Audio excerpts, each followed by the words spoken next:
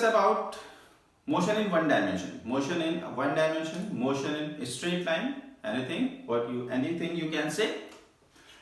So our topic will be motion in one dimension. It will be the topic. हमें discuss करना है, start करना है. तो हम सबसे पहले अगर इसे स्टार्ट करना चाहते हैं तो हम पहले मोशन समझेंगे, फिर वन डायमेंशन समझेंगे. ठीक है, बिल्कुल समझेंगे, लेकिन हमें वहां तक पहुंचना पड़ेगा. क्लियर?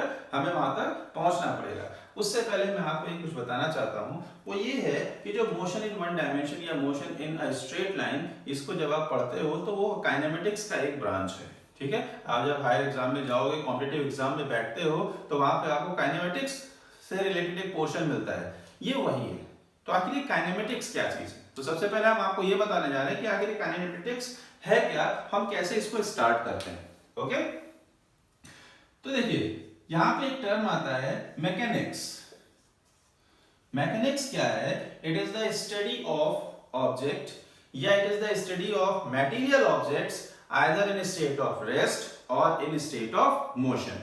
हम जब मैकेनिक्स को डिफाइन करते हैं तो मैकेनिक्स हमको ये बताता है कि कोई ऑब्जेक्ट अगर स्टेट ऑफ रेस्ट पे है, कोई ऑब्जेक्ट स्टेट ऑफ मोशन में है, तो किस तरह के बिहेवियर को शो करता है. ठीक है, सो इट इज मैकेनिक्स. क्या डिफाइन कर सकते हो इसको? Study of mechanics is study of object at rest or in motion. ये हमारा क्या है? Mechanics. The branch of science which deals with the study of object at rest or in motion. Is that clear? ये हमारा mechanics हो गया. अब ये जो मैकेनिक्स है वो डिफरेंट पार्ट्स में डिवाइड कर दिया गया है. कैसे डिवाइड करेंगे? तो ये जो हमारा मैकेनिक्स है इसको मैंने 3 पार्ट्स में डिवाइड कर दिया. ठीक है, कैसे डिवाइड करोगे? तो this mechanics, this one divided into 3 parts. First of all statics, this one. Second is kinematics and third one is dynamics. Mechanics को हम इस तरह से 3 पार्ट्स में डिवाइड कर सकते हैं, स्टैटिक्स, काइनेमैटिक्स एंड डायनामिक्स. अब ये जो 3 स्पेसिफिक ब्रांचेस हो गई, इनमें 3 स्पेसिफिक प्रॉपर्टीज को हम डिस्कस करते हैं. कैसे? स्टैटिक्स जो होता है that is the study of object. What is statics? Statics is the study of object at rest. इसमें जो होगा वो ऑब्जेक्ट होगा वो एट रेस्ट पे होगा. सिंपल, कोई उसमें चांस नहीं है. ठीक है ना, रेस्ट पे होगा. Object in motion. Clear? Dynamics, इसमें भी हमारा जो ऑब्जेक्ट है वो क्या होता है? मोशन में होता है. ऑब्जेक्ट इन मोशन, हम इस तरह से इसको डिफाइन कर सकते हैं. क्लियर? तो हमारा जो स्टैटिक्स है वो तो हमको समझ में आ गया कि ये जब ऑब्जेक्ट रेस्ट पे होता है तो उसके बिहेवियर को स्टडी करता है. लेकिन अगर आप इनको देखो तो डायनेमिक्स एंड काइनेमेटिक्स दोनों के कंडीशन देखिए तो object should be in motion, object should be in motion. फिर इनमें डिफरेंस क्या है ना? आखिर मुझे इसमें डिफरेंस कैसे समझ में आएगा? क्या है इनमें डिफरेंस? तो यहाँ पे एक टर्म है जिसे आप कह सकते हो, वही उनका मेन डिफरेंस है. क्या है? Cause of motion. ये इसमें कंसीडर नहीं किया जाता है. कॉज ऑफ मोशन, ये जो आपका कॉज ऑफ मोशन है वो इसमें आप कंसीडर नहीं करते हो. But in case of dynamics cause of motion should be considered. इसमें जो है हम कॉज ऑफ मोशन को भी कंसीडर करते हैं. यही इनका मेन डिफरेंस है. ठीक है ना? तो जब हम काइनेमेटिक्स की बात करते हैं तो वहां भी हमारा जो ऑब्जेक्ट है वो स्टेट ऑफ मोशन में होता है, और जब हम डायनेमिक्स की बात करते हैं तो वहां भी हमारा ऑब्जेक्ट स्टेट ऑफ मोशन में होता है. ठीक है, क्लियर? लेकिन यहाँ पे हमारा जो कॉज ऑफ मोशन है कि वो ऑब्जेक्ट मोशन क्यों कर रहा है उसको कंसीडर नहीं करते हैं. यहाँ पे हमारा जो कॉज ऑफ मोशन है कि वो ऑब्जेक्ट मोशन में क्यों आया है उसको आपको कंसीडर करना है, ठीक है ना। तो ये हमारा क्या है, डायनेमिक्स। डायनेमिक्स एकदम अलग पार्ट है। इसमें आप क्या करते हो, इसमें हम लोग फोर्स को स्टडी करते हैं। Force the cause of motion, simple. Force की वजह से कोई ऑब्जेक्ट डिस्प्लेसमेंट क्रिएट करता है, दैट मींस मोशन होता है उसमें। लेकिन यहाँ पे हमें फोर्स को कंसीडर नहीं करना है, इसीलिए काइनेमेटिक्स एक ऐसी ब्रांच है जिसमें हमारा ऑब्जेक्ट मोशन में तो है बट वहां पे कॉज ऑफ मोशन को कंसीडर नहीं करते हैं। क्या ये समझ में आ गई? तो मैकेनिक्स के 3 ब्रांचेस हो गए, statics, kinematics and dynamics. Statics, object should be at rest. Kinematics, object in motion but cause of motion is not considered. Dynamics, object is in motion, साथ ही साथ cause of motion should be considered. Clear? तो ये एक simple सा chart है जो आपको समझ में आना चाहिए। अब देखिए हम मैकेनिक्स के साथ स्टार्ट करके कहां आ गए, काइनेमेटिक्स पे आ गए। हमारा जो टारगेट है यहाँ पे जो आज का टॉपिक है वो क्या है, काइनेमेटिक्स। अब हम इस काइनेमेटिक्स को एक्सप्लेन करने की कोशिश करते हैं, ठीक है। अब ये जो हमारा काइनेमेटिक्स है हमें उसको मोशन तक लेके आना है। क्लियर? चलिए देखते हैं। तो अब अगर हम काइनेमेटिक्स को डिफाइन करने जा रहे हैं तो काइनेमेटिक्स का मतलब क्या हुआ कि आप एक ऑब्जेक्ट को स्टडी कर रहे हो और वो जो ऑब्जेक्ट है वो स्टेट ऑफ मोशन में है, ठीक है ना। यानी हमको स्टेट ऑफ मोशन मिल गई और वो जो ऑब्जेक्ट है जो स्टेट ऑफ मोशन में है वो वहां पे किस तरह के बिहेवियर को शो करता है, without considering cause of motion, ठीक है।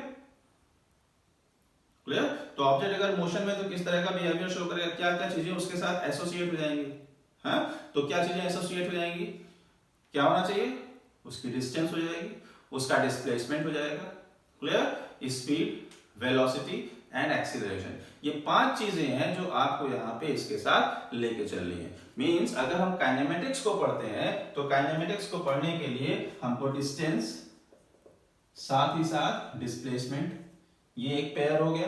दूसरा आपका क्या मिलता है, स्पीड, और साथ में क्या मिल गया, वेलोसिटी, और थर्ड वन इज एक्सीलरेशन। ये 3 सेट या 1 2 3 4 5 फिजिकल क्वांटिटीज हैं, 5 फिजिकल टर्म्स हैं जो जब एक ऑब्जेक्ट मोशन में हम उसको काइनेमेटिक्स में कंसीडर करते हैं तो मुझे उसके साथ इसे पढ़ना होगा।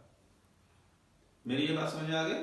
ठीक है। तो अब काइनेमेटिक्स में ऑब्जेक्ट मोशन में होता है तो हम मोशन तक आ गए, means object is in motion. अब बारी आती है कि what is mean bye motion in one dimension. Clear? What is mean bye motion in one dimension, कैसे डिफाइन करेंगे आप इसको? वन डायमेंशन मोशन का मतलब हम लोग शुरू से पढ़ते आ रहे हैं कि मोशन और स्टेट ऑफ रेस्ट, दो स्टेट्स हो गई, state of rest and state of motion. अगर हम रेस्ट की बात करते हैं, what is state of rest, तो आप क्या बताओगे, नो चेंज इन पोजीशन, हमें यही मालूम है और ये सही है, नो चेंज इन पोजीशन। और जब हम मोशन की बात करते हैं तो मोशन में आप देखोगे तो यहां पे हमारा क्या आएगा, change in position, change in position. तो यहां पे हमको क्या मिलेगा, पोजीशन में चेंज मिलेगा। अगर ये पोजीशन में चेंज करता है that means object is in motion, position में कोई चेंज नहीं है तो object is in state of rest. Clear? लेकिन ये जो आपका चेंज इन पोजीशन है वो किस रेफरेंस में बात कर रहा है, किसके सेंस में? तो ये जो हमारा चेंज इन पोजीशन है यहाँ पे 2 रेफरेंसेस हैं। पहला है कि कोई एक स्टेशनरी बॉडी होगी, उसके रेस्पेक्ट में ये दोनों स्टेट डिफाइन किए जा रहे हैं। स्टेशनरी बॉडी मींस जिसे आप एक ऑब्जर्वर कह सकते हो, ठीक है, इसे हम लोग एक ऑब्जर्वर कह सकते हैं, that is a reference point, ठीक है। दूसरा जो रेफरेंस हो सकता है वो क्या हो सकता है, टाइम। टाइम कैसे? टाइम कभी रुकता नहीं, ये आपको मालूम है, ठीक है, ये हमेशा चलता रहता है, आगे बढ़ेगा, टाइम कभी पीछे नहीं आता है, ठीक है ना। तो अगर यहाँ पे टाइम आगे जा रहा है तो यहाँ पे जो आपका नो चेंज इन पोजीशन या चेंज इन पोजीशन लिखा हुआ है वो किसके रिस्पेक्ट में है, टाइम के रिस्पेक्ट में, with the passage of time. तो अगर टाइम के साथ साथ पोजीशन में चेंज नहीं हो रहा है, object will be at rest. With the passage of time, time के साथ साथ अगर पोजीशन में चेंज होता है then the object is in state of motion. Done? तो ये हमारे पास 2 चीजें आ गई, state of rest and state of motion. इतना तो हमको सबको मालूम है, बट यहाँ पे कुछ चीजें हैं, 1-2 चीजें जो मैं आपको बताना चाहूंगा कि अगर स्टेट ऑफ रेस्ट और स्टेट ऑफ मोशन में देखें तो एक्चुअली ये रिलेटिव टर्म्स है। State of rest and motion are relative terms.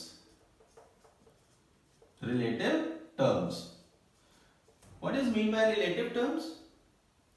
Relative term का मतलब होता है ये जैसे एक फैमिली है, फैमिली में एक कोई पर्सन है, दिस वन, ये एक पर्सन है और इस पर्सन के लिए ये किसी के अंकल हो सकते हैं, ये किसी का सन हो सकता है, ये किसी के हस्बैंड हो सकते हैं, ये किसी का मामा हो सकते हैं, नहीं हो सकता, कुछ भी हो सकता है। तो ये क्या है, किसके रेस्पेक्ट में आप इनको ऑब्जर्व कर रहे हो, ठीक है, तो वो रिलेशन आपको अलग मिलेगा।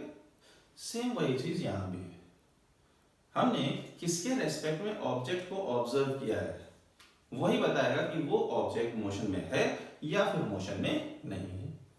फॉर एग्जाम्पल, आप लोग शुरू से पढ़ते आ रहे हो, एक प्लेटफॉर्म है और ट्रेन रन करने वाली है, छूटने वाली है। दो पैसेंजर्स हैं, को पैसेंजर्स, वो एक ही बोगी में एक ही जगह बैठे हुए हैं, एक साथ बैठे हुए हैं, क्लियर? अभी थर्ड पर्सन एक प्लेटफॉर्म पे है, वो क्या है, वो ट्रेन को जाता हुआ देख रहा है।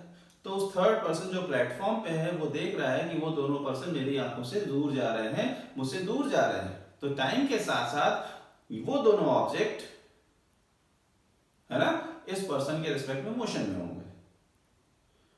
लेकिन जो लोग ट्रेन के अंदर बैठे हैं, को पैसेंजर्स, क्या वो दोनों को पैसेंजर्स एक दूसरे को ऑब्जर्व करेंगे तो मोशन में होंगे? बिल्कुल नहीं होंगे। वो जो को पैसेंजर्स हैं, एक पहला पैसेंजर है, दूसरा पैसेंजर है, दोनों जहां से स्टार्ट करेंगे वहीं तक जा रहे हैं। इसका मतलब ये हुआ कि दोनों एक साथ रन करेंगे, और अगर दोनों एक साथ रन कर रहे हैं इसका मतलब ये जब भी इसको देखेगा दूसरे वाले को, उसको अपने करीब में पाएगा। तो अब एक को पैसेंजर के रेस्पेक्ट में दूसरा को पैसेंजर हमेशा स्टेट ऑफ रेस्ट पे है। तो क्या वो लोग रन नहीं कर रहे हैं? बिल्कुल, ट्रेन रन कर रही है तो वो लोग रन कर रहे हैं, दे आर इन मोशन। इसीलिए these are relative terms. Depend करता है आप किसके रेस्पेक्ट में उसको ऑब्जर्व करते हो, ठीक। और दूसरी चीज ये है कि कोई भी ऑब्जेक्ट एब्सोल्यूट रेस्ट और मोशन में नहीं हो सकता। कोई भी ऑब्जेक्ट एब्सोल्यूट रेस्ट और एब्सोल्यूट मोशन में नहीं हो सकता। क्या है इसका मतलब एब्सोल्यूट रेस्ट और एब्सोल्यूट मोशन? एब्सोल्यूट का मतलब होता है पूरी तरह से, कोई भी उसको देखेगा वो कहेगा नहीं ये स्टेट ऑफ रेस्ट पे है, ऐसा नहीं हो सकता। उसका रीजन ये है कि हम अगर अर्थ सरफेस पे हैं तो अर्थ सरफेस रोटेट कर रही है, that is we are changing our position.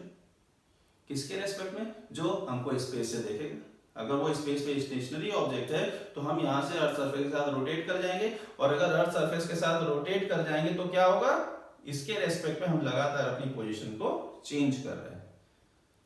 तो अगर हम एक स्लीप भी ले रहे हैं तो वहां पे हम मूव कर रहे हैं, ठीक है। पूरा का पूरा जो अर्थ है वो एक सन के अराउंड रन कर रहा है, तो वो भी मोशन में है, कोई स्टेट ऑफ रेस्ट पे हो नहीं सकता। पूरा का पूरा सोलर सिस्टम वो मूव कर रहा है, ऐसे ही पता नहीं कितना, और आगे स्पेस में पता नहीं क्या है जो हमें मालूम भी नहीं है, आप भी नहीं जानते। तो ये दूसरा टर्म है कि एब्सोल्यूट रेस्ट और एब्सोल्यूट मोशन जैसा कोई टर्म नहीं होता है। कोई भी ऑब्जेक्ट एब्सोल्यूट रेस्ट या एब्सोल्यूट मोशन में नहीं हो सकता। उसका रीजन कि हर एक चीज इस यूनिवर्स में रन करती है, अपने अकॉर्डिंग वो रोटेट कर रही है, चल रही है। क्या इतनी बात समझ में आ गई? So it is rest and motion, state of rest and state of motion. Is that clear? अब अगर हमको ये चीज समझ में आ गई तो अब हम इनसे थोड़ा सा आगे बढ़ते हैं, और क्योंकि हमें स्टैटिक्स की बात नहीं करनी है इसीलिए हम रेस्ट वाले पार्ट को हटा देंगे, हम सिर्फ मोशन को कंसीडर करते हैं। ओके, तो अब मुझे मोशन को कंसीडर करना है। दैट मींस एक ऑब्जेक्ट होगा वो लगातार अपनी पोजीशन को चेंज करता है with the passage of time, लगातार अपनी पोजीशन को चेंज करेगा with the passage of time, ठीक है। अब ये जो ऑब्जेक्ट मैंने कहा, या अभी आप अपनी बुक ओपन करके उसमें बार बार लिखा होगा, एक टर्म आएगा अ पॉइंट ऑब्जेक्ट। तो हमें यहाँ पे इस पॉइंट ऑब्जेक्ट का जो टर्म है उसको भी समझ लेना चाहिए। What is point object? Point object क्या होता है? What is point object? Point object का मतलब क्या? ऐसा कोई ऑब्जेक्ट होगा जो एकदम डॉट लाइक स्ट्रक्चर कैरी करता है, मतलब जिसका स्ट्रक्चर डॉट लाइक होगा, मींस उसके पास ना ही विड्थ होगी ना ही लेंथ है, कुछ नहीं है उसके पास, ऐसा कुछ नहीं। तो अगर आप ऐसा कहोगे तो ऐसा नहीं है। एक्चुअली जो पॉइंट ऑब्जेक्ट है वो डिपेंड करता है, किस पे डिपेंड करता है? वो डिपेंड करता है कि वो जो ऑब्जेक्ट है जिसकी आप बात कर रहे हो उसको और उसकी जो कवर डिस्टेंस है, उस डिस्टेंस की जो लेंथ होगी उसके कंपैरिजन में आपका वो ऑब्जेक्ट पॉइंट ऑब्जेक्ट हो सकता है या नहीं हो सकता है। ठीक है, फॉर एग्जाम्पल जैसे लखनऊ से अगर आप दिल्ली जाना चाहते हो तो ऑन बाय रोड अगर जाओगे तो कितना डिस्टेंस होगा? अबाउट 500 किलोमीटर होगा, ठीक है ना। आप इस रास्ते से जा रहे अबाउट 500 किलोमीटर है लखनऊ टू दिल्ली का पार। अब जब यहां से आप वहां तक पहुंचोगे तो आप कैसे जा रहे हो? अपनी कार से जा रहे हो, फोर व्हीलर। तो अगर आप कार से रन कर रहे हो तो आपका जो कार है वो कुछ ऐसा है। कितनी डिस्टेंस होती है? कार की लेंथ कितनी होगी? कार की जो लेंथ है वो कितनी है? 2 metre, 3 metre, 4 metre, 5 metre, 6 metre, इससे ज्यादा नहीं हो सकती। सही है। लखनऊ से दिल्ली की जो टोटल डिस्टेंस है वो कितनी है? 500 kilometre and this object is only 10 metre. Suppose, क्या मतलब कि ये जो हमारा टोटल लेंथ है दिस वन 500 किलोमीटर, इसके रेस्पेक्ट में इसकी जो डायमेंशन है दैट इज लेंथ वो बहुत कम है, लगभग नेग्लिजिबल है। और इसीलिए इस पाथ के लिए ये क्या बन जाएगा? Point object. इस पाथ के लिए क्या बन जाएगा? पॉइंट ऑब्जेक्ट बन जाएगा। ठीक है, ये सिर्फ आपको समझ में आना चाहिए कि पॉइंट ऑब्जेक्ट आखिर है क्या। क्योंकि जब आप assumption लिखते हो तो आप लिखते हैं लेट अ पॉइंट ऑब्जेक्ट।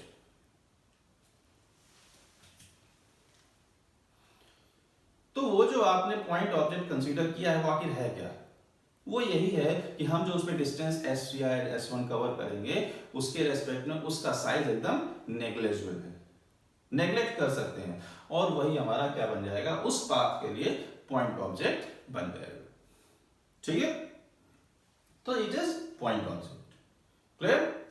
अब हमको पॉइंट ऑब्जेक्ट समझ में आ गया। अब हम पॉइंट ऑब्जेक्ट अगर समझ गए हैं तो अब हम एक ऑब्जेक्ट यानी एक पॉइंट ऑब्जेक्ट को मोशन में कंसीडर कर सकते हैं। क्लियर? चलिए, हमने एक पॉइंट ऑब्जेक्ट कंसीडर किया है और जो मोशन में है, स्टेट ऑफ मोशन में है, that means changes its position with the passage of time with respect to any reference point. ठीक है, तो ये जो आपका रेफरेंस पॉइंट है, ये जो आपने अभी कहा कि पॉइंट ऑब्जेक्ट मोशन में होगा, वो कैसे होगा? तो उसका देखिए, ये एक स्ट्रेट पाथ है और ये वो पॉइंट ऑब्जेक्ट है, और ये जो पॉइंट ऑब्जेक्ट है वो लगातार अपनी पोजीशन को क्या कर रहा है? चेंज कर रहा है। ठीक है ना? और कैसे चेंज करेगा? स्ट्रेट, पहली कंडीशन। सेकंड थिंग, एक इंसेक्ट है, ठीक है, छोटा सा इंसेक्ट है, और वो जो इंसेक्ट है वो इस प्लेन सरफेस पे रन कर रहा है, प्लेन सरफेस पे रन कर रहा है। तो देखिए यहां से उस इंसेक्ट ने स्टार्ट किया, अभी इधर जाएगा, फिर ऐसे जा रहा है, फिर ये आ रहा है, ये ऐसे, ये भी उस इंसेक्ट का मोशन हो गया। ठीक, और तीसरा जो मोशन है वो हम इसमें बना नहीं सकते। वो कैसा मोशन है? आप उसको एग्जांपल ले सकते हो, फ्लाइंग काइट। पतंग उड़ते देखा है ना? वो जो पतंग है वो फ्लाइंग काइट, उसका जो मोशन होगा वो, ये 3 तरह के मोशन है। ठीक, कैसे? इसमें क्या होगा? ये जो आपका मोशन है उसमें क्या हो रहा है? आप देखोगे ये एकदम स्ट्रेट लाइन में रन कर रहा है। स्ट्रेट लाइन का मतलब ये हुआ कि आप इसके मोशन को एक्सप्लेन करना चाहते हो तो किसकी जरूरत पड़ेगी? हम इसके मोशन को एक्सप्लेन करना चाहते हैं तो हमें किसकी जरूरत पड़ेगी? इसके मोशन को एक्सप्लेन करना चाहते हैं, किसकी जरूरत पड़ेगी? किसकी जरूरत पड़ेगी? तो हमें यहां पर कोऑर्डिनेट्स की जरूरत पड़ती है। कोऑर्डिनेट्स कैसे?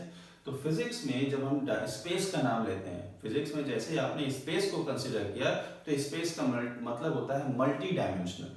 स्पेस का मतलब होता है मल्टी डायमेंशनल। मल्टी डायमेंशन का मतलब डायमेंशन बहुत सारे हो सकते हैं।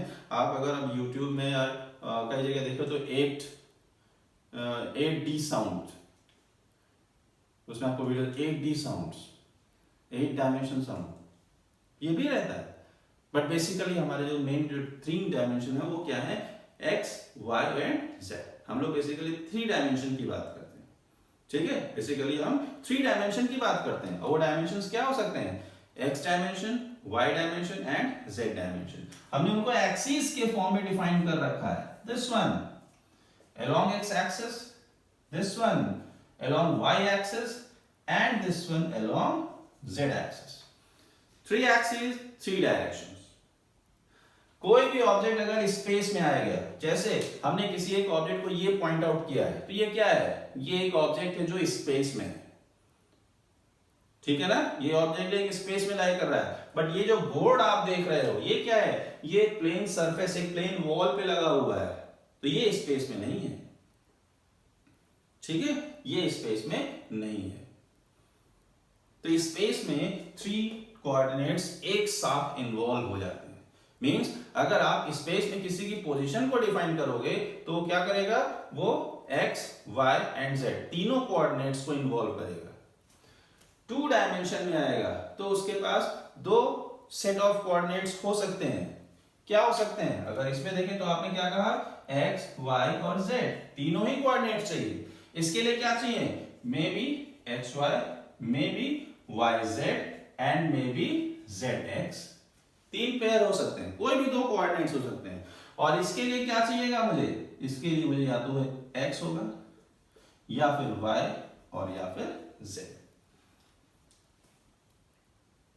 क्या समझ में आया आपको? आपको यहां पे ये समझ में आना चाहिए कि अगर हम इस मोशन को डिफाइन करेंगे, इस तरह का मोशन, तो उसमें सिर्फ एक कोऑर्डिनेट की जरूरत होगी, एक्स एक्सिस और वाई एक्सिस और जेड एक्सिस। किसी भी एक कोऑर्डिनेट की हेल्प से हम पूरे मोशन को एक्सप्लेन कर सकते हैं। इसके लिए तो मुझे एटलीस्ट 2 कोऑर्डिनेट से, सिंगल कोऑर्डिनेट से काम नहीं चलेगा, ठीक। और इसके लिए मुझे तीनों कोऑर्डिनेट चाहिए, मुझे तीनों कोऑर्डिनेट चाहिए, ठीक है। तो यहां पे क्या होगा, ये 3 डायमेंशन, 3 कोऑर्डिनेट्स 3 डायमेंशन मोशन को शो करेगा। 2 कोऑर्डिनेट्स 2 डायमेंशन मोशन को शो करता है। Only single coordinate 1 dimension motion को शो करता है, 1 डायमेंशन मोशन को शो करेगा। क्या इतनी बात समझ में आ गई? ठीक है। सो ये हमारा क्या है, 1 डायमेंशन मोशन। और इसीलिए हम क्या कहते हैं, इसको स्ट्रेट लाइन मोशन कहते हैं। तो ये हमने आपका जो मोशन है वो अलोंग एक्स एक्सिस शो किया है। आप इसको vertical means along Y axis show कर सकते हो, अलोंग जेड एक्सिस भी शो कर सकते हो, या इसी एक्सिस को हम वाई भी सपोज कर सकते हैं, इसी एक्सिस को हम जेड भी सपोज कर सकते हैं अकॉर्डिंग टू क्वेश्चन, या जैसी हमको नीड होगी। Done, very good. अब यहाँ पे एक चीज हम और आपको टर्म बता दें, जिसे हम फ्रेम ऑफ रेफरेंस कहते हैं। क्या कहते हैं उसको, हम उसे फ्रेम ऑफ रेफरेंस कहते हैं। फ्रेम ऑफ रेफरेंस क्या है, ये frame of reference?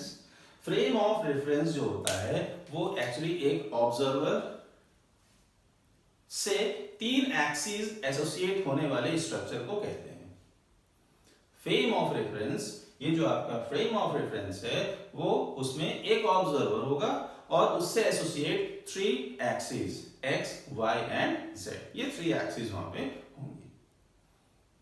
For example मैं ऑब्जर्वर हूं, और अगर हम ऑब्जर्वर हैं तो ये x axis, this y axis and this upward line will be z axis, ठीक है। आप जहां पे अपने घर पे बैठे हो वहां पे वॉल को देखो तो वो जो कॉर्नर है जहां पे 3 वॉल्स मिलती हैं, ये रूफ, साइड वॉल्स और ये साइड वॉल्स, वो क्या हो गया, एक कॉर्नर हो जाएगा। उसमें तीनों एक्सिस आके इन्वॉल्व हो सकती हैं, ठीक है ना। तो ये जो आपका ऑब्जर्वर है विद दीज 3 एक्सिस, जहां जाएगा वो इन तीनों एक्सिस को लेके जाएगा ऑब्जर्वर, वही हमारा क्या है, फ्रेम ऑफ रेफरेंस है। अगर हम यहां पे देखें तो हमारा जो ऑब्जर्वर है वो ये है, this one is the observer, और उसके साथ ये 3 एक्सिस एसोसिएट कर दी गई, फिक्स कर दी गई है। अब वो किसी के मोशन को ऑब्जर्व करने की कोशिश कर रहा है तो पहला मोशन कैसा है, सपोज एक आपका मास है वो इस तरह के मोशन को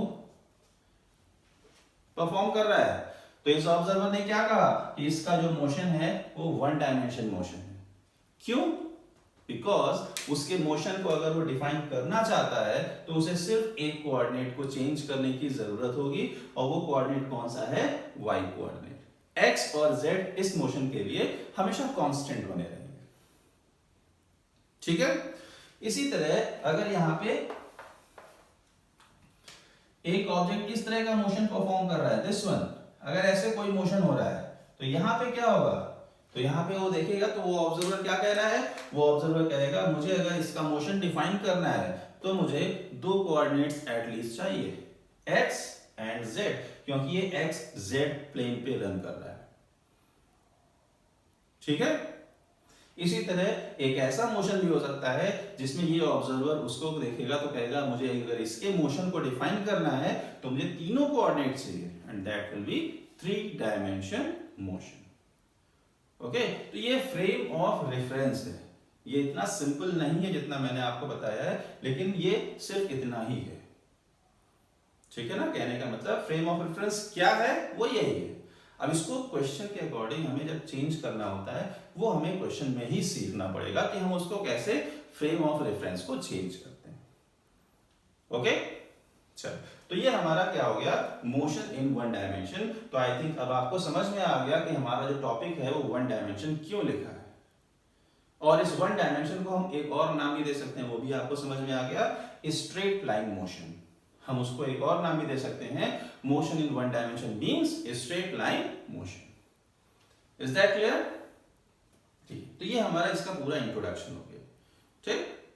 अब हम इससे रिलेटेड जो चीजें हैं उसको डिस्कस करने की कोशिश करते हैं, ठीक है। हम कहां से स्टार्ट करेंगे, डिस्टेंस से स्टार्ट करेंगे। ओके,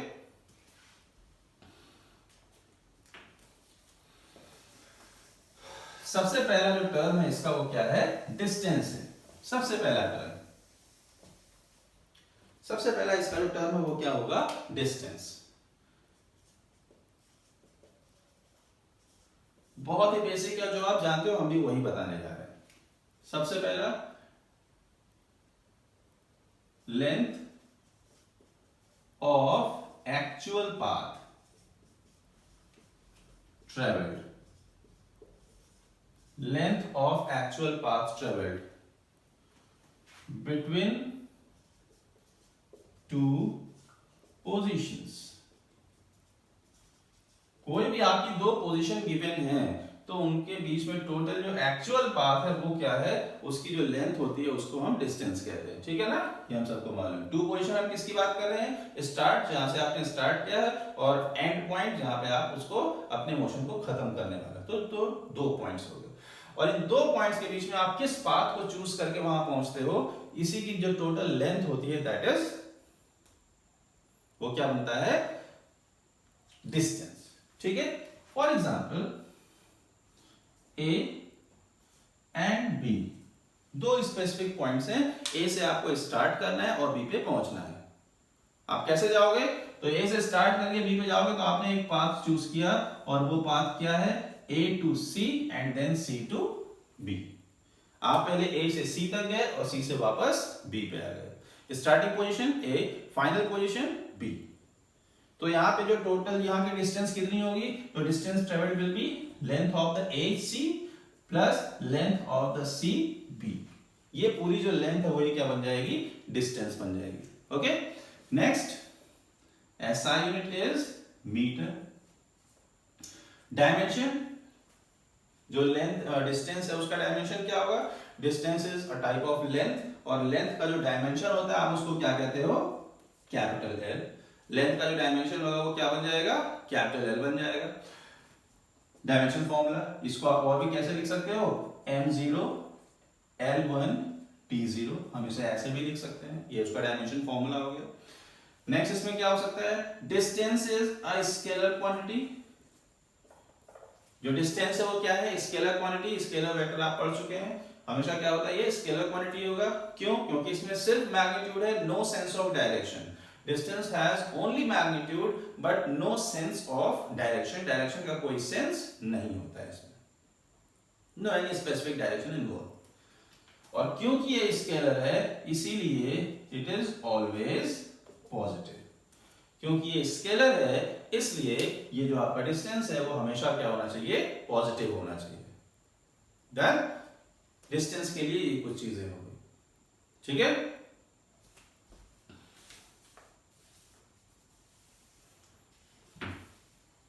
ओके, अब हमारा जो टर्म है वो इसके साथ इसके जो पेयर है वो क्या है, जिसे हम लोग डिस्प्लेसमेंट कहते हैं। अब जो डिस्प्लेसमेंट के लिए भी कुछ देख लेते हैं। डिस्प्लेसमेंट को हम कैसे डिफाइन करने जा रहे हैं, तो जब आप डिस्प्लेसमेंट को डिफाइन करोगे तो डिस्प्लेसमेंट को डिफाइन करना है shortest straight line distance between initial and final position, between initial and final position means अगर हम डिस्प्लेसमेंट को कहते हैं तो सबसे पहला जो स्टेटमेंट होगा वो यही होगा, the shortest straight line distance between initial and final position. ये स्टेटमेंट बहुत कुछ कहता है, यही होगा, ये सारी चीजें ये डिस्प्लेसमेंट के बारे में बता देता है। डिस्टेंस मींस जो आपका डिस्प्लेसमेंट है वो भी एक तरह का क्या है, डिस्टेंस है। इसीलिए इसकी जो यूनिट होगी वो क्या होगी, एसआई यूनिट। डिस्टेंस है और डिस्टेंस की एसआई यूनिट क्या होती है, मीटर। तो आपका जो डिस्प्लेसमेंट है उसकी एसआई यूनिट आपको क्या मिल गई, मीटर मिल गई। और क्योंकि वो डिस्टेंस है that is length, that's why dimension formula of the displacement is also m0 l1 and t0। तो dimension formula for displacement is m0 l1 and t0। Okay, ये इस तरह से हो गया। अब देखिए ये जो अब ये फिर क्या कह रहा है, शॉर्टेस्ट स्ट्रेट लाइन डिस्टेंस। तो what is the shortest straight line distance का मतलब क्या हुआ, इससे पहले हम लोगों ने डिस्टेंस के लिए एक एग्जांपल कंसीडर किया था, starting from point A and point B, और ये कहां से ट्रेवल होकर आएगा, पॉइंट सी के थ्रू आ रहा है। So A to C, C to B, ये डिस्टेंस हो जाएगा। But what is the displacement, the shortest straight line distance between initial and final position. यही हमारा क्या बन जाता है, डिस्प्लेसमेंट बन जाता है, ठीक है। यही आपका क्या है, डिस्प्लेसमेंट है। ओके, ये बन गया displacement. Displacement is a vector quantity, displacement is a vector and being a vector quantity it should contain a specific direction, and what is that specific direction, and its direction is, इसका direction क्या होता है, from initial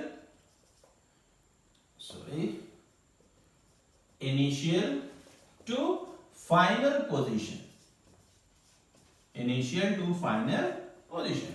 इसका जो direction है वो क्या है, from initial to final position. इस तरह से हम डिस्प्लेसमेंट के डायरेक्शन को शो कर सकते हैं। Always indicated from initial to final position, मतलब डिस्प्लेसमेंट का डायरेक्शन ये होना चाहिए, ए टू पी। ओके, तो आपका ये डिस्प्लेसमेंट को इस तरह से डिफाइन कर दिया गया। अब डिस्प्लेसमेंट के बारे में और भी कुछ चीजें हैं, क्योंकि ये वेक्टर क्वांटिटी है, because it is a vector, और इसीलिए ये may be positive, may be negative और जीरो, तीनों में से कुछ भी हो सकता है, पॉजिटिव भी हो सकता है, नेगेटिव भी हो सकता है एंड जीरो भी हो सकता है, ठीक है। जीरो कब होगा, ये तो एक जनरल कंडीशन है। क्या होगा जीरो, जब आपका इनिशियल और फाइनल पोजीशन सेम हो जाएगा, तो वहां पे आपका जो डिस्प्लेसमेंट होगा वो हमेशा क्या होगा, जीरो। आप घर से निकलते हो, मार्केट जाते हो, पूरा मार्केट रन करके वापस घर पे आ गए, सो इनिशियल पोजीशन वो भी आपका घर था, फाइनल पोजीशन वो भी आपका घर है, दोनों ही कंडीशन में आपका इनिशियल फाइनल पोजीशन सेम हो गया, तो डिस्प्लेसमेंट क्या हो जाएगा, जीरो हो जाएगा। अब बारी आती है पॉजिटिव की। पॉजिटिव डिस्प्लेसमेंट कैसे, तो हम आपको एक लाइन डायग्राम पे शो करके दिखाते हैं। ये चीज मैं इरेज कर दे रहा हूं,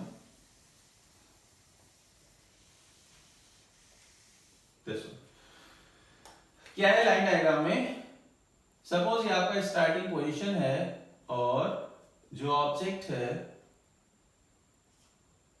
वो इस तरह से चल रहा है।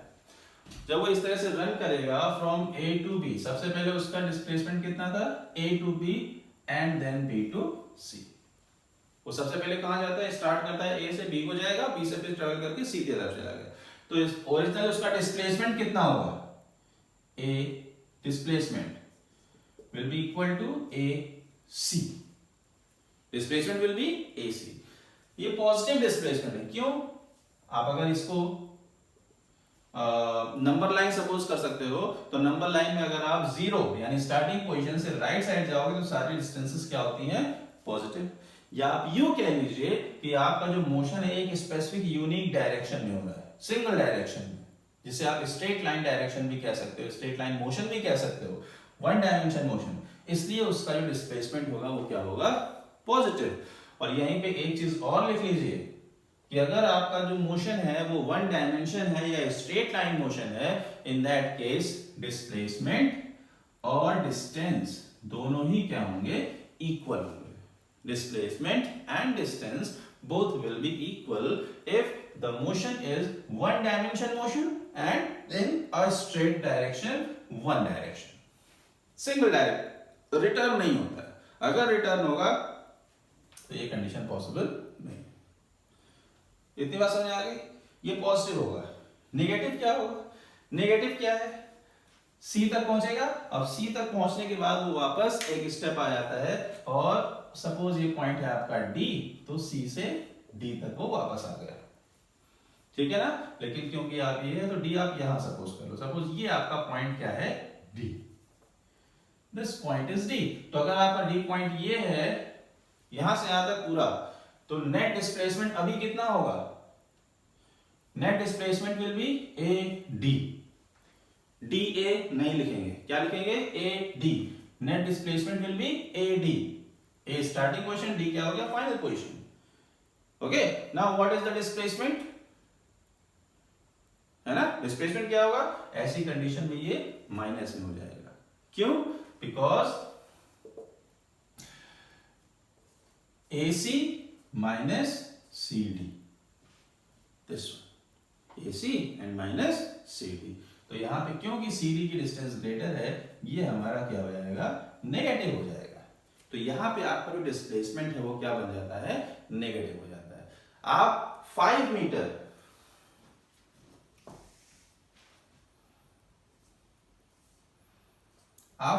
मीटर ईस्ट डायरेक्शन में जाते हो और फिर 7 मीटर वेस्ट डायरेक्शन में आ गए, तो net displacement will be -2 metre, net displacement will be -2 metre, इस तरह से। तो इसलिए आपका जो डिस्प्लेसमेंट है वो माइनस भी हो सकता है। और इस तरह आप डिस्टेंस और डिस्प्लेसमेंट दोनों को कंपैरेटिव फॉर्म में डिस्कस कर सकते हो, ठीक है, आप उनके कंपैरेटिव स्टडी देख सकते हो, ठीक, दोनों को कंपेयर कर सकते हैं। फिर भी जैसे अब डिस्प्लेसमेंट को यूज करना है, तो मैं आपको बताऊं कि अगर एक सर्कुलर पाथ है और एक ऑब्जेक्ट है जो पोजीशन P से स्टार्ट करता है in anti clockwise direction, means object ऐसे ट्रेवल कर रहा है। अगर ऑब्जेक्ट इस तरह से ट्रेवल करेगा, in that case after 1/3 for 1/3 of the circular path, 1/3 means या 1/4 आप करो, सपोज सिंपल रहेगा, 1/4 हम कर ले। 1/4 का मतलब क्या, वो यहां से स्टार्ट करके आएगा तो 1/4 वो कवर करता है। 1/4 मींस आप इस पूरे सर्कल को 4 इक्वल हाफ्स में, 4 इक्वल पार्ट्स में डिवाइड कर दो, और 4 इक्वल पार्ट्स में डिवाइड करने के बाद आपको इसमें 1 पार्ट लेना है, मींस ऑब्जेक्ट P से स्टार्ट करके कहां पहुंचेगा, Q पोजीशन पे पहुंचेगा। क्लियर। अब यहां पे ये जो आपका पूरा सर्कल है उसको 4 इक्वल पार्ट्स में मैंने डिवाइड कर दिया, और वो सिर्फ P से Q तक ऐसे ट्रेवल करता है, इस तरह। तो क्या आप बता सकते हो इसका डिस्टेंस कितना होना चाहिए, सिर्फ P to Q अगर वो 1/4 पार्ट कवर करता है तो what will be the distance, हम बिल्कुल बता सकते हैं, पूरे सर्कमफ्रेंस का 1/4 of the whole circumference, 1/4 multiply circumference, and what is circumference, 2 pi r, ये इस तरह से आ जाएगा, ठीक है। अब इसी तरह आप डिस्प्लेसमेंट भी कैलकुलेट कर सकते हो। हम डिस्प्लेसमेंट कैसे कैलकुलेट करेंगे? स्टार्टिंग पोजीशन, फाइनल पोजीशन, ये उनके बीच का डिस्प्लेसमेंट हो जाएगा। स्ट्रेट लाइन, ओके, तो dotted straight line PQ will be the displacement. क्या होना चाहिए? तो देखो ये आपका रेडियस है R, ये आपका रेडियस, दोनों क्या होंगे? एक दूसरे पे परपेंडिकुलर, क्योंकि 1/4 की बात कर रहा है इसीलिए परपेंडिकुलर होंगे। और अगर ये परपेंडिकुलर है तो आपको अगर ये डिस्टेंस निकालनी है तो ये क्या बनेगा? ट्राइंगल का हाइपोटेन्यूज बन जाएगा। And it will be R square plus R square square root, Pythagoras theorem, 2R square and it is √2 into R। तो अगर आप डिस्प्लेसमेंट निकालना चाहोगे तो PQ के टर्म्स में डिस्प्लेसमेंट कुछ इस तरह से आ जाएगा, √2 टाइम्स R। ठीक है, तो इस तरह से डिस्टेंस और डिस्प्लेसमेंट को हम लोग कंसीडर करते हैं। Is that clear? अब अगर हमको डिस्टेंस और डिस्प्लेसमेंट समझ में आ गया है तो हम यहाँ पे स्पीड और वेलोसिटी की बात कर सकते हैं। ओके, तो चलिए नेक्स्ट हम देखते हैं कि यहाँ पे स्पीड को हम कैसे डिफाइन करने जा रहे हैं। ठीक है, now we want to define speed of an object, speed of a body. What is speed? Speed को हम लोग अगर डिफाइन करें क्वालिटेटिव फॉर्म में तो आप कह सकते हो it tells about how fast और slow an object is moving. Motion हमें मालूम हो गया, अब एक ऑब्जेक्ट मोशन में है तो कोई कितना फास्ट है कितना स्लो है ये कौन बताएगा? स्पीड एक टर्म है जो डिफाइन कर सकता है। How will you define speed? Rate of change of distance, because it is speed therefore we will consider here distance. और क्योंकि आपने डिस्टेंस कंसीडर किया है and that's why speed is scalar quantity. Speed आपकी क्या हो गई? स्केलर क्वांटिटी हो गई। रीजन क्योंकि डिस्टेंस भी हमारा स्केलर वैल्यू है। Now what? Rate of change. जैसे ही आप रेट ऑफ चेंज कहते हो इसको लिए, जैसे हम रेट ऑफ चेंज कहते हैं तो इसका मतलब होता है speed equal to distance upon time. इसको हम ऐसे भी लिख सकते हैं, speed equal to distance upon time. यहीं से हमको ये फॉर्मूला में मिल जाएगा। ठीक है, अब यहाँ पे आपका जो डिस्टेंस है वो टाइम के अकॉर्डिंग चेंज हो रहा है और टाइम के अकॉर्डिंग डिस्टेंस किस रेट से चेंज हो रहा है, दैट इज स्पीड। ओके, और स्पीड हमने अभी क्या देखा था? स्पीड आपकी एक स्केलर क्वांटिटी है। इसकी एसआई यूनिट क्या होगी? मीटर पर सेकेंड या ms-1 ऐसे आप लिखते हो। और बिगर यूनिट्स होती हैं किलोमीटर पर आवर। ठीक है, और भी हो सकता है यूनिट कोई भी आप एज्यूम कर सकते हो। ठीक है, फिलहाल ये बेसिक यूनिट है जो हम लोग यूज करते हैं। 1 metre per second is 18/5 kilometre per hour and 1 kilometre per hour is equal to 5/18 metre per second. ये स्पीड का एकदम बेसिक है जो आप जानते हो। ठीक, अब इसी को हम थोड़ा सा अपने स्टैंडर्ड में लेके आते हैं। क्या है? अब देखिए यहाँ पे हमने आपसे क्या कहा? Rate of change of distance. Rate of change of distance हम इसको अब कैलकुलस मेथड में लिखने जा रहे हैं, कैलकुलस फॉर्म में लिखने जा रहे हैं। कैसे लिखेंगे आप इसको कैलकुलस फॉर्म में? देखिए, rate of change, rate of change. Physics में जब भी आपको रेट ऑफ चेंज मिलेगा आप तुरंत समझ जाओ ये एक्चुअली कीवर्ड है। किसका कीवर्ड है? डिफरेंशिएशन का। जैसे आपको टर्म मिलता है रेट ऑफ चेंज, आप तुरंत समझ जाइए कि हमको वहां पे क्या करना है? डिफरेंशिएशन करना है। हमें क्या करना होगा? डिफरेंशिएशन करना होगा। ठीक है, अब डिफरेंशिएशन आपने मैथमेटिकल टूल्स में पढ़ा हुआ है। क्या है? फंक्शन होना चाहिए, है ना? तो आप लिख सकते हो speed is equal to d/dt। Speed is equal to d/dt। What is d/dt? अगर हम यहां से t को हटा दें तो क्या बचा? d/d। It is the symbol for differentiation. Okay, किसके रेस्पेक्ट में करना है वो हम सबसे नीचे लिख देते हैं। किसके रेस्पेक्ट में कर रहे हैं डिफरेंशिएशन? टाइम के रेस्पेक्ट में, इसलिए मैंने यहाँ पे क्या लिख दिया? t लिख दिया है। हम डिफरेंशिएशन किसके रेस्पेक्ट में कर रहे हैं? टाइम के रेस्पेक्ट में, इसलिए मैंने क्या लिख दिया है? t लिख दिया है। किसको डिफरेंशिएट करना है? किसको डिफरेंशिएट करना है? तो position. Speed equals to d/dt of position, rate of change of position. ठीक है, और ये जो पोजीशन है इसको हम यहाँ पे s से शो कर सकते हैं। तो what is s? s is the position. लेकिन ये डिफरेंशिएशन आपका एग्जिस्ट करेगा उसकी condition position s should be the function of time. जो ये हमारा पोजीशन है वो फंक्शन होना चाहिए, किसका फंक्शन होना चाहिए? टाइम का फंक्शन होना चाहिए, तभी हमारे लिए स्पीड के लिए ये वैल्यू एग्जिस्ट करेगी। ठीक, ये चीज हो गई। अब दूसरी चीज, ये टर्म आया कैसे, है ना? ये टर्म आया कैसे? तो हम स्पीड के साथ ही एक टर्म डिफाइन कर लेते हैं, इंस्टेंटेनियस स्पीड। इंस्टेंटेनियस स्पीड ये टर्म है, इंस्टेंटेनियस स्पीड। इंस्टेंटेनियस स्पीड का मतलब होता है एट पर्टिकुलर टाइम हमारी स्पीड कितनी थी। जैसे जब आप बाइक चलाते हो, स्कूटी चलाते हो, तो वहां पे स्पीडोमीटर आप देखते हो। वो स्पीडोमीटर क्या करता है? वो स्पीडोमीटर आपको इस इंस्टेंट स्पीड बताता है। इंस्टेंट स्पीड का मतलब आप समझ सकते हैं कि बाइक चला रहे हो आप, हमेशा आपकी नजर होती है वो रोड पे होती है, फ्रंट पे एकदम सामने देखते हो, ठीक है? बट किसी समय आपने देखा अरे वाह मेरी स्पीड बहुत अच्छी है, कितनी है जरा देखें तो एट द टाइम आपने आंखें नीचे की, आपने देखा अच्छा 80 किलोमीटर पर आवर, फिर आपने तुरंत, तो जिस समय आपने नीचे अपने स्पीडोमीटर को देखा, ऑब्जर्व किया, एट दैट टाइम वो उसकी जो स्पीड थी वो क्या है? Instantaneous speed, at any instant, ठीक है ना? और जो इंस्टेंट होता है वो फ्रैक्शंस ऑफ सेकंड में भी हो सकता है।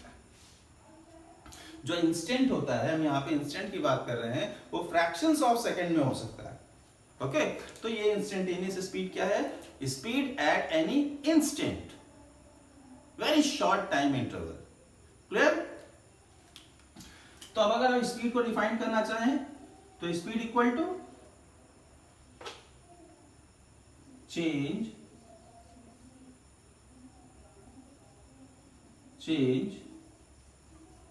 in position upon time interval delta t।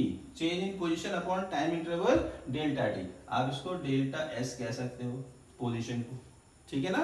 हमने ऐसे लिख दिया स्पीड इक्वल टू, ठीक। लेकिन अब यहाँ पे हमने इंस्टेंटेनियस स्पीड की बात करी है, तो ये जो हमारा टाइम इंटरवल है, हमने आपसे क्या कहा? बहुत शॉर्ट टाइम इंटरवल। तो हम इस डेल्टा टी को बहुत मिनिमाइज करने जा रहे हैं, ठीक है? कैसे मिनिमाइज करेंगे? अगर मुझे कुछ वैल्यूज गिवन होंगी तो हम उसके अकॉर्डिंग कट करके उसको मिनिमाइज कर सकते हैं, लेकिन मुझे वैल्यूज नहीं मालूम है, तो हमें फिर भी इसको जनरल फॉर्म में मिनिमाइज करना है। तो मैंने क्या कहा? मैंने इसको एक तरीका निकाला इसके लिए। वो क्या था? हमने कहा कि ये टाइम इंटरवल बहुत स्मॉल होना चाहिए। कितना small? Approx 0, but it is not equal to 0। Limit, अब लिमिट एक टर्म वो भी यूज करेंगे। टाइम इंटरवल जो होगा वो बहुत स्मॉल होना चाहिए। कितना स्मॉल होना चाहिए? About to 0, but it should not be 0। तो उसी को ये जो मेरा स्टेटमेंट है वो यहां पे हम लिमिट के टर्म्स में शो कर देते हैं। लिमिट का मतलब बाउंड्री, हम इसको एक बाउंड्री में इनक्लोज कर रहे हैं, और वो बाउंड्री है क्या? Delta t tends to 0। क्या पढ़ते हैं इसको? Limit delta t tends to 0। Delta t tends to 0 का मतलब है कि जो टाइम इंटरवल डेल्टा टी है वो 0 की ओर जा रहा है। 5 second, 4 second, 3 second, 2 second, 1 second, 0.9 second, 0.7 second, 0.1 second, 0.1 second, approx 0, but now it is 0.05, 0.08, ये इस तरह से बढ़ता जा रहा है। बहुत स्मॉल है बट 0 नहीं है। Approximate equal to 0, approaches to 0, but it is not equal to 0. Clear? I hope ये चीज आपको समझ में आई। अब ये जो पूरा स्टेटमेंट लिखा है इसी को हम लिखते हैं as d by dt of position s। यही हमारा क्या बन जाता है? दिस स्टेटमेंट ये बन जाता है। मीन्स हम ये जो स्टेटमेंट लिखते हैं वो स्पीड के लिए लिखते हैं, और उसमें क्या है, जो पोजीशन है बहुत शॉर्ट टाइम इंटरवल में जो चेंज होता है पोजीशन को, वो इसे कैलकुलेट कर रहा है, rate of change of position. Is that clear? ठीक है, तो यहीं पे आपको ये टर्म भी समझ में आ जाना चाहिए, instantaneous speed, speed at particular instant. Speedometer आपका इंस्टेंटेनियस स्पीड बताता है, और यहाँ पे आप स्पीड को इस तरह से डिफाइन कर सकते हैं, ये जो लिखा हुआ वो इंस्टेंटेनियस स्पीड के लिए है, और ये हम जो लिखते हैं वो एक्चुअली क्या है, instantaneous speed. Got it? Okay, तो इस तरह से आप स्पीड को डिफाइन कर सकते हो, और स्पीड के साथ हमें इंस्टेंटेनियस स्पीड भी समझ में आ गई। क्लियर? अब ये जो आपका टर्म है ds/dt, इससे हम आपको एक क्वेश्चन करके दिखा देते हैं, तो आपको समझ में आ जाएगा कि एक्चुअली आपको इसे यूज कब करना है और कैसे करना है। और मुझे उम्मीद है कि डिफरेंशिएशन आप लोगों ने मैथमेटिकल टूल्स चैप्टर में पढ़ा हुआ है। क्लियर? तो एक क्वेश्चन गिवन है, position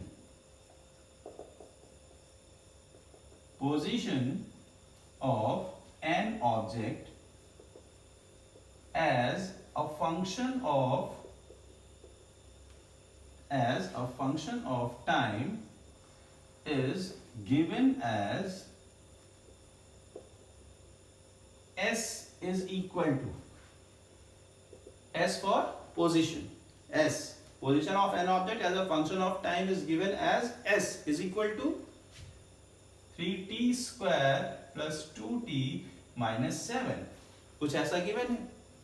okay, find speed at t is equal to 2 seconds. 2 seconds पे उस पर्टिकुलर ऑब्जेक्ट की स्पीड क्या होगी। अब यहां भी देखिए क्या है, उसने 2 सेकेंड फिक्स कर दिया है, तो 2 सेकेंड में मतलब इंस्टेंटेनियस स्पीड, तो उस पर आपको इसकी स्पीड निकालनी है। कैसे निकालेंगे, तो आपने सोचा कि हम स्पीड का फॉर्मूला यहाँ पे यूज कर लेंगे। कैसे यूज करेंगे, तो speed equal to distance upon time, but distance is not given here as a numerical value, distance given नहीं है, इसलिए हम स्पीड का ये फॉर्मूला सीधे यूज नहीं कर पाएंगे। ठीक है, तो अब यहाँ पे क्या करना है, आपने देखा, अच्छा position is given as a function of time, time के फंक्शन के अकॉर्डिंग पोजीशन गिवन है, तो अब आपको यहाँ पे अगर स्पीड निकालनी है तो इसको सॉल्यूशन करना है आपको, तो क्या करोगे, speed is equal to d by dt of s। ठीक है, so d by dt of s, s is 3t square plus 2t minus 7, so d by dt bracket open करेंगे सबको, so 3t square plus d by dt, ये 2t आ जाएगा, and minus 7 d by dt of 7, क्या आएगा, 6t। अब ये आपको मालूम होना चाहिए, ठीक है ना, डिफरेंशिएशन हम कैसे कर रहे हैं, इसका डिफरेंशिएशन क्या आएगा, +2 एंड -0। तो एक्चुअली जो हमारी स्पीड आ गई, तो वो क्या आएगा, अगर हम इस 0 को यहाँ से हटा दें तो स्पीड हमको ये मिल गई 6t + 2। तो आप फिर से देखिए कि यहाँ पे जो स्पीड है वो आपकी कैसी है, स्पीड भी फंक्शन ऑफ टाइम के टर्म्स में है। ठीक है, अब इससे आप किसी भी टाइम पे चाहोगे स्पीड निकाल सकते हो। क्वेश्चन में क्या कह रहा है, t = 2 सेकेंड्स, तो आपको t = 2 सेकेंड में स्पीड चाहिए, so at t = 2 speed is equal to, जहां पे भी t है वहां पे आप क्या रखोगे, 2 सेकेंड्स, तो 6 × 2 + 2, 6 × 2 + 2, that will be 14 in units. जो भी आपकी यूनिट यहाँ पे है हम उसको यूज कर लेंगे। क्या इतनी चीज समझ में आ गई? तो डिफरेंशिएशन का जो पर्पस है वो ये है कि जब भी आपका कोई भी टर्म फंक्शन के फॉर्म में गिवन हो तो हम वहां पे उसको कैलकुलस के मेथड के थ्रू सॉल्व कर सकते हैं। क्लियर? ओके, तो अब हम इसको यहां से इरेज करते हैं। ये हमारे पास क्या आ गई, स्पीड आ गई। Speed is a scalar quantity, और being a scalar quantity it is always positive, it can not be zero, always positive. ठीक है, नेगेटिव नहीं हो सकती है ये। डन? अब ये जो आपकी स्पीड है, स्पीड को हम दो पार्ट्स में फिर से डिवाइड करते हैं, uniform speed and non uniform speed. What is uniform? Uniform का मतलब होता है एक जैसा। स्कूल के सारे बच्चे क्या करते हैं, एक जैसी ड्रेस पहनते हैं, यूनिफॉर्म है। है ना। तो क्यों ऐसा, क्योंकि उनमें यूनिफॉर्मिटी बनी रहे। So it is uniform. Uniform speed क्या होगा? Equal distance equal time. Equal time में इक्वल डिस्टेंस कवर करता है। अगर ऐसा है तो स्पीड कैसी होगी? यूनिफॉर्म होगी। Non uniform, equal distance unequal time, okay, या फिर equal unequal distance and equal time. ये दोनों ही कंडीशन आपकी ये नॉन यूनिफॉर्म स्पीड के लिए हो सकती है। क्या है non uniform speed? Equal distance unequal time interval. अगर ऐसा है तो भी आपकी स्पीड कैसी होगी? Non uniform. अनइक्वल का मतलब फर्स्ट 2 सेकेंड में 2 मीटर, उसके बाद नेक्स्ट 3 सेकेंड में 2 मीटर, नेक्स्ट 7 सेकेंड में 2 मीटर, नेक्स्ट 5 सेकेंड में 2 मीटर। तो टाइम इंटरवल इज अनइक्वल। यहां पे टाइम इंटरवल क्या था? इक्वल था। Unequal time interval but equal distance of time. तो ऐसी कंडीशन में जब आप स्पीड निकालोगे तो हर बार हर टाइम इंटरवल के लिए जो स्पीड होगी वो डिफरेंट आएगी and that's why it is non uniform. एक जैसी नहीं है, चेंज होती रहेगी टाइम के साथ। Unequal distance equal time. अब टाइम का जो इंटरवल है वो हमने इक्वल कर दिया है, लेकिन हर एक स्लॉट में वो different amount of distance travel करेगा। 1 second 3 metre, next 1 second 5 metre, next 1 second 7 metre, next 1 second 3 metre, something like this. तो इस कंडीशन में भी जब आप स्पीड निकालोगे तो वो क्या होगी? टाइम के अकॉर्डिंग चेंज होगी और तब वो स्पीड कैसी बन जाएगी? Non uniform. जब आप यूनिफॉर्म स्पीड की बात करते हो तो यहां पे हम सिंपल फॉर्मूला यूज करते हैं, speed equal to distance upon time. But in case of non uniform speed हम क्या करते हैं? हम एक ही फॉर्मूला यूज कर सकते हैं and that is average speed. और वो एवरेज स्पीड क्या है? वो average speed total distance upon total time.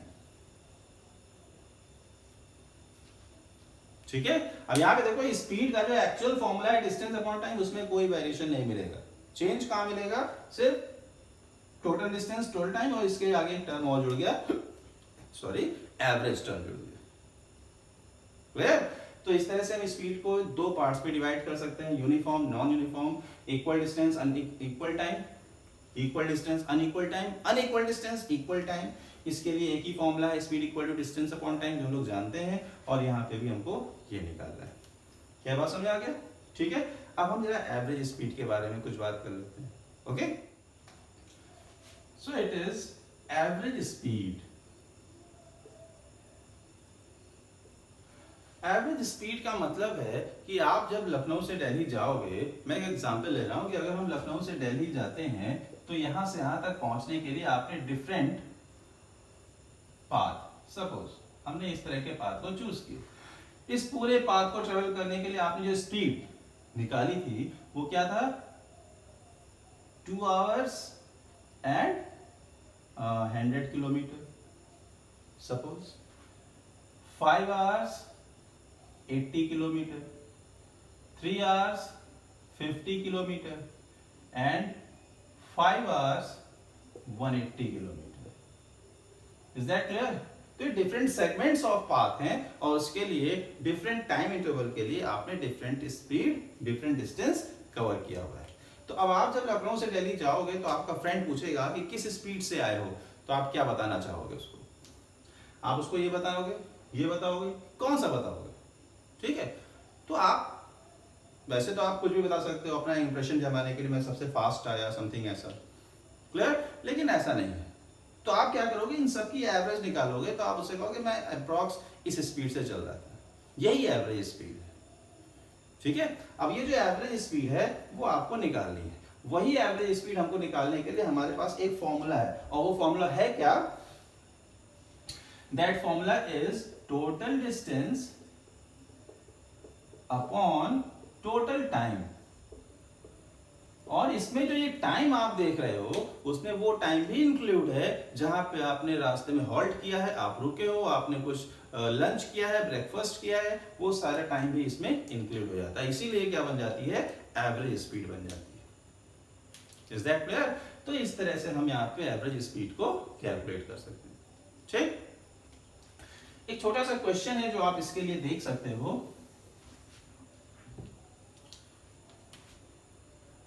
दो पोजीशंस हैं ए एंड बी और इन दो पोजीशन की टोटल डिस्टेंस नहीं मालूम है। Okay, a train travels from A to B, एक ट्रेन है जो ए से बी को ट्रेवल कर रही है और ये फर्स्ट हाफ दो पार्ट्स में डिवाइड कर दिया। ये जो फर्स्ट हाफ है इसको ट्रेवल करती है वो किस स्पीड से, 80 किलोमीटर पर आवर, डन। और जो सेकेंड हाफ है उसको वो 30 किलोमीटर पर आवर, इस हिसाब से करती है। तो आपको बताना है कि उसकी एवरेज स्पीड क्या है। सिंपल सा टर्म, सिंपल सा क्वेश्चन, ठीक है, ये मुझे बताना है। तो हम कैसे बताएंगे? तो हमने देखा कि यहाँ पे उसकी स्पीड गिवन है बट ये जो डिस्टेंसेस है वो दोनों सेम है। तो हमने क्या कहा, मुझे क्या चाहिए, टोटल डिस्टेंस। तो अगर सपोज करो टोटल डिस्टेंस है कैपिटल डी, ठीक है, so first distance is capital D by 2 पूरे का half, second distance will be capital D by 2, clear, half half, ठीक है। अब सेकेंड नेक्स्ट टाइम देखिए, ये आपका 80 किलोमीटर पर आवर यानी स्पीड दी है बट मुझे क्या चाहिए, टाइम चाहिए। तो टाइम कैसे होगा, तो हम यहां से उसको टाइम निकाल सकते हैं, यहां पे इसके लिए टाइम निकाल सकते हैं। For the first half time will be t1 is equal to speed equal to distance upon time, तो time equal to distance upon speed. तो टाइम का हम फॉर्मूला यूज कर सकते हैं डिस्टेंस अपॉन स्पीड। तो अगर आप डिस्टेंस लिखना चाहते हो तो it will B d by 2 upon speed is 80। For the second half distance is d by 2 and it will B, अब हम यहाँ पे total distance upon total time का जो फॉर्मूला है वो यूज कर सकते हैं। ओके, और कैसे यूज करेंगे, so average speed will be equal to total distance d by 2 plus d by 2, ठीक है, अपॉन टोटल टाइम, दोनों टाइम को ऐड कर देना है। सो d by 2 हम दोनों टाइम से कॉमन ले सकते हैं, 1/80 प्लस 1/, ठीक। सो आप इसको सॉल्व करोगे, सॉल्यूशन सबका अपना अपना होना चाहिए, मेरा भी एक तरीका, हम उसको इसके अकॉर्डिंग सॉल्व कर रहे हैं। तो आपको यहाँ पे देखो क्या मिलेगा, 2 times d by 2 divide by d by 2 1/80 plus 1/, तो d by 2 देखिए ऐसे कैंसिल हो गया। इसको अब आप सॉल्व कर लो, तो 2 इंटू 80 मल्टीप्लाई 30 अपॉन 80 प्लस। अब यही जो टर्म है इसको हम जब सॉल्व कर लेंगे तो वो हमें रिक्वायर्ड आंसर दे देगा। यूनिट क्या लिखोगे, किलोमीटर, किलोमीटर लिखेंगे। रीजन, क्योंकि हमने डिस्टेंस की यूनिट तो नहीं सपोज की है क्योंकि वो एक जनरल टर्म था, बट जो आपका स्पीड दी है वो उसकी यूनिट गिवन है and that is kilometre per hour. Okay, so इस तरह से आप एवरेज स्पीड को डिफाइन कर सकते हैं, ठीक है। अब देखिए यहाँ पे एवरेज स्पीड में निकालना था तो मुझे क्या दिया है, टाइम, स्पीड गिवन है तो मुझे टाइम निकालना पड़ेगा।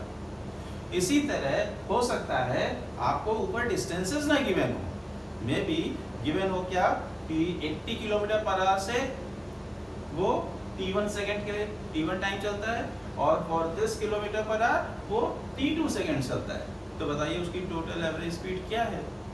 तो फिर से आपको निकालना क्या है, एवरेज स्पीड निकालना है, बट इसमें ऐसे फर्स्ट हाफ सेकंड हाफ दे रखा था, उसमें डिस्टेंस के टर्म्स में नहीं गिवन। तो आप पहले distance equal to speed into time को यूज करके पहले डिस्टेंसेस निकाल लो for the first time and for the second time, तब आप उसको एवरेज स्पीड के फॉर्मूले में यूज कर सकते, ठीक है।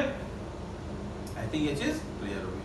अब इसी के पैरेलल हमारा एक और टर्म हम यूज करते हैं, वो क्या है, वेलोसिटी, ठीक है। तो जैसे हमारा डिस्टेंस और डिस्प्लेसमेंट का रिलेशन है, सेम वैसे ही स्पीड एंड वेलोसिटी का रिलेशन बिल्कुल सेम। तो स्पीड और वेलोसिटी का अगर हमको रिलेशन पढ़ना है तो हमें, स्पीड तो मैंने देख लिया, अब वेलोसिटी की बात आती है। सारी चीजें वही हैं, rate of change of displacement अब हम अगर इसकी बात करते हैं वेलोसिटी की, तो ये क्या हो जाएगा, डिस्प्लेसमेंट हो जाएगा। Velocity is equal to d by dt of displacement, ठीक है। Displacement should be the function of time, तभी ये हमारा एग्जिस्ट करता है। नेक्स्ट क्या है, it will be a vector quantity, और जब ये वेक्टर क्वांटिटी होगा, इन दैट केस ये जो आपका वेक्टर वैल्यू है वो क्या होना चाहिए, वो एक स्पेसिफिक डायरेक्शन में होगा, और इसीलिए velocity can be expressed as what is your speed and the direction of motion.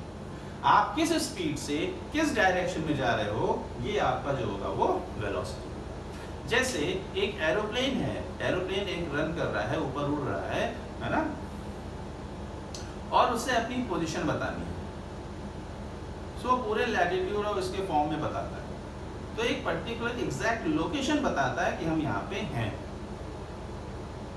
ठीक है। वो ये नहीं कहता है कि मैं पैसिफिक ओशन के ऊपर हूँ, हिंद ओशन के ऊपर हूँ, नहीं, वो हिंद ओशन के ऊपर एक पर्टिकुलर उसके जो लोकेशन होते हैं, कोऑर्डिनेट्स होते हैं, वो उसको डिफाइन करता है, वो उसके डायरेक्शन को बताते हैं,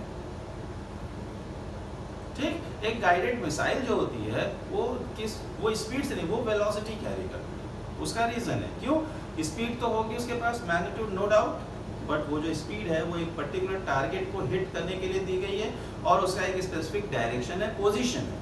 उस पोजीशन के लिए मिसाइल को एक स्पेसिफिक डायरेक्शन फॉलो करना पड़ेगा, और इसलिए स्पीड के साथ जब डायरेक्शन ऐड हो गया तो वो उसकी क्या बन जाती है, वेलोसिटी, ठीक है। तो वेलोसिटी को हम और क्या लिख सकते हैं, स्पीड प्लस डायरेक्शन, और it is a vector quantity. और क्या हो सकता है, being a vector it may be positive, it may be negative, and it may be zero. आपकी जो वेलोसिटी है वो जीरो हो सकती है, और कब होगी, सीधी सी बात है, वो डिस्प्लेसमेंट पे डिपेंड करता है। तो अगर आपका डिस्प्लेसमेंट जीरो होगा तो हमारी जो स्पीड वेलोसिटी होगी,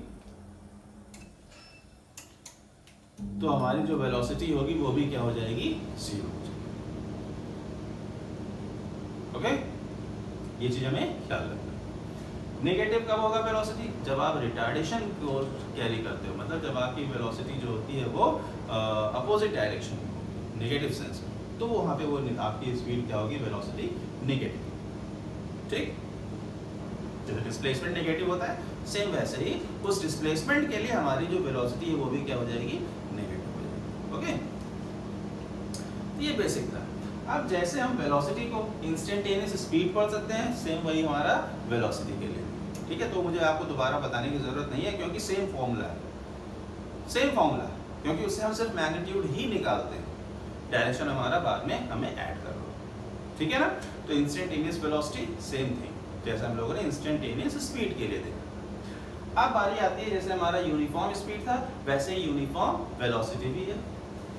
नॉन यूनिफॉर्म स्पीड है, वैसे ही नॉन यूनिफॉर्म वेलोसिटी भी होगी, ठीक है, कोई चेंज नहीं होगा, सारी चीजें सेम है। वेलोसिटी दो तरह की हो जाएगी, uniform and non uniform. In case of uniform, again velocity is equal to displacement upon time. Non uniform, फिर से वही दोनों condition, two condition, equal distance, equal distance था, यहां पे डिस्प्लेसमेंट हो जाएगा, अनइक्वल टाइम। इसमें क्या होगा, equal distance, now it will B unequal displacement and equal time. Is that clear? तो इस तरह से हमें नॉन यूनिफॉर्म वेलोसिटी भी मिल गई, और जब नॉन यूनिफॉर्म वेलोसिटी आप डिफाइन करते हो तो हमें क्या निकालना होता है, एवरेज वेलोसिटी, और इसका फॉर्मूला हम लिखते हैं net displacement upon total time, net displacement upon total time. तो इस तरह से हम वेलोसिटी को डिफाइन कर सकते हैं।